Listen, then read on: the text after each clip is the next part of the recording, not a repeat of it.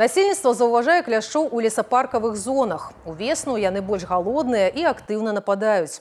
Кляшчы распаўсюджаныя паўсямесна, і колькасць іх відаў налічвае дзесяткі тысяч. Дробныя крывасмокі, нягледзячы на памер, з'яўляюцца крыніцамі вялікіх праблем.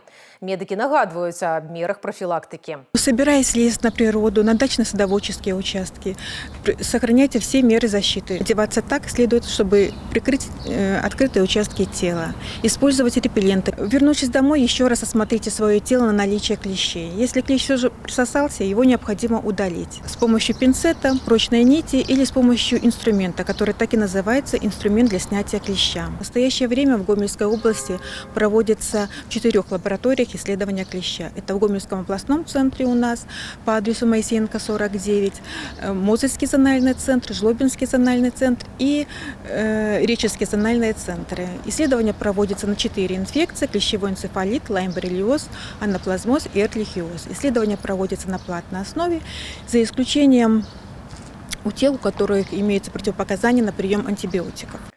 Укус кляшча варты інфікаванням. Асоба распаўсюджаная лайм-боррелиоз і клешчавы энцефаліт. Укус шкодніка можа быць і халастым. Шкоднасць у любым выпадку павінны пацвердзіць лабараторна.